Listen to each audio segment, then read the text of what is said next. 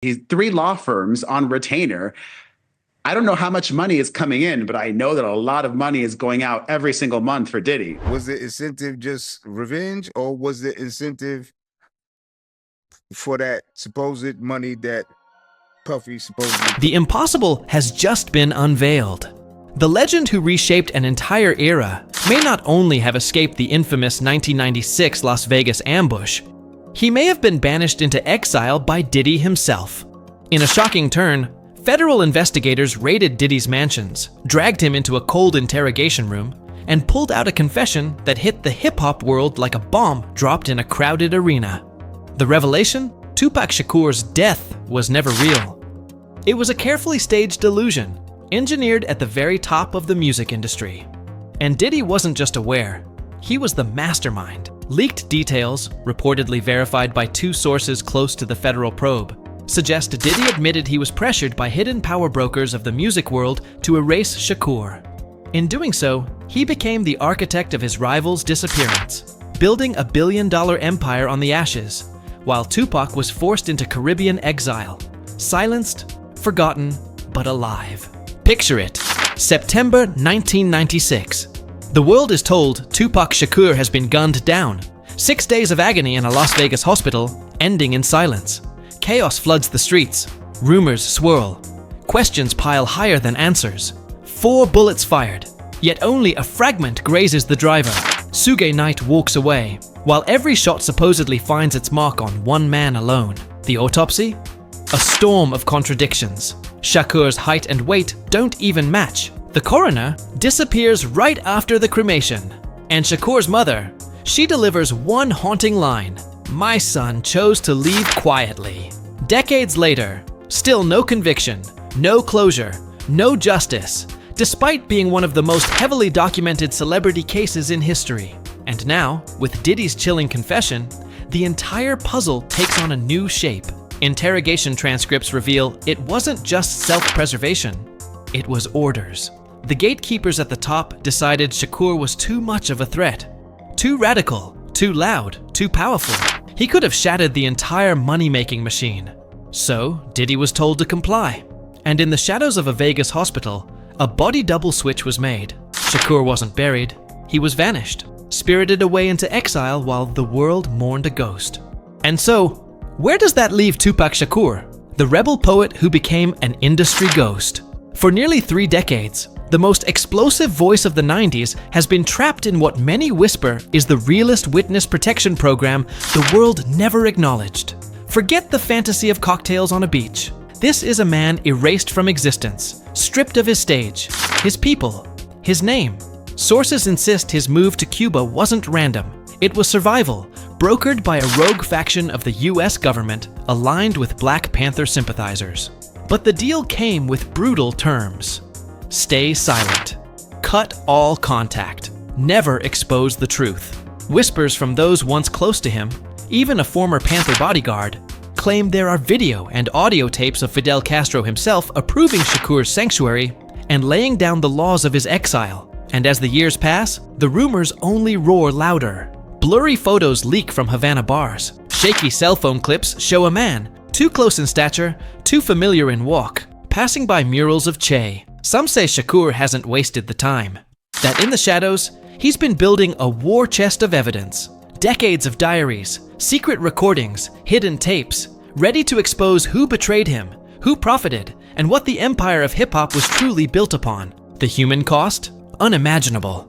We're talking about a man stripped of his legacy, trapped inside a concrete apartment, left with nothing but a flickering TV, worn-out cassettes, and the bitter knowledge that his silence bankrolls the very people who betrayed him. Every platinum plaque on the bad boy wall. Every tribute track climbing to #1. Each one pays Shakur in nothing but dust. Meanwhile, the machine that erased him keeps moving forward. And Diddy?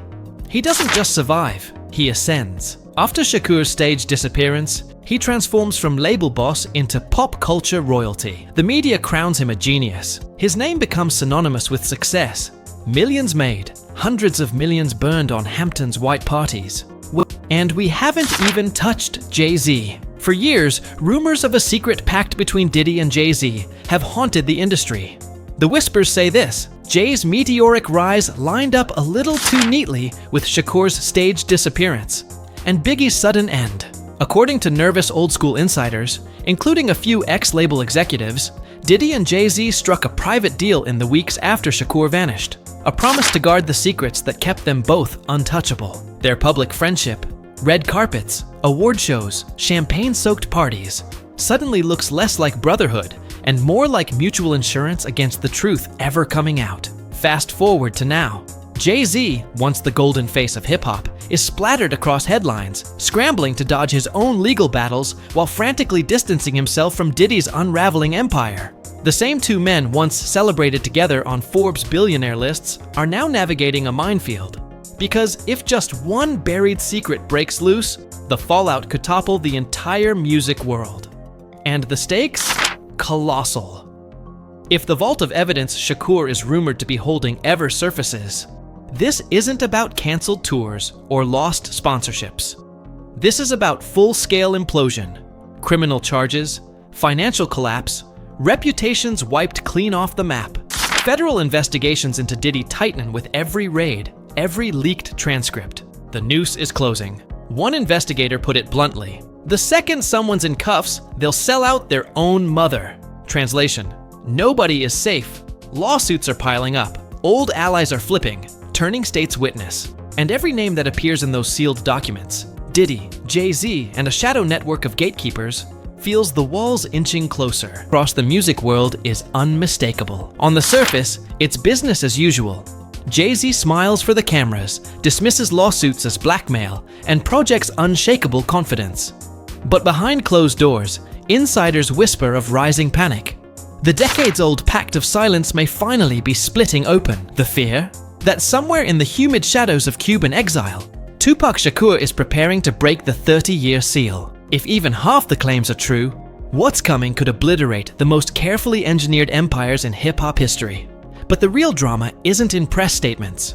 It's in the shadows: frantic phone calls, shredded documents, sudden asset transfers, lawyers whispering in corridors, sleepless and desperate. Because all it would take is one undeniable piece of evidence, an old phone tape, a buried document, for the facade to collapse.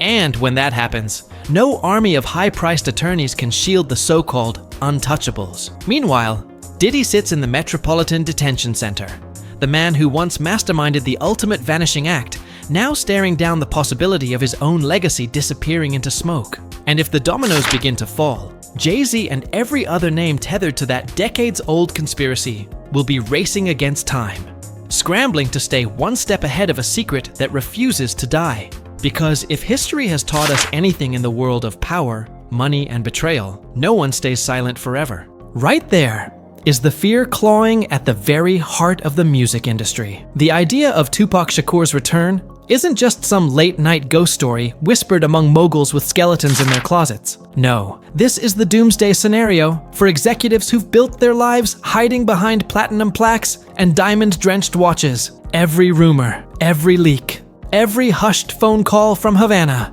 each one chips away at the foundation of an empire built on secrecy and silence.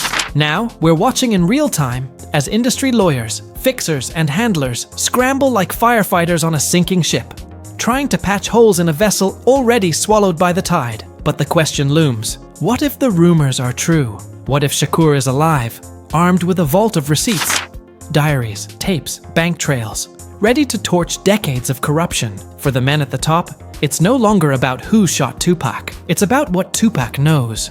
And you can see the panic radiating outward. High-ranking managers suddenly on vacation. Publicists running damage control 24/7, desperately burying any whisper of Cuba before it spreads. The storm is building. And the silence? It's starting to crack. Because the question isn't who shot Shakur. The real question is, what does Shakur know? And when that truth surfaces, the entire empire could crumble. If you want to see how deep this rabbit hole really goes, don't forget to like this video, subscribe, and hit the bell icon so you never miss the next chapter.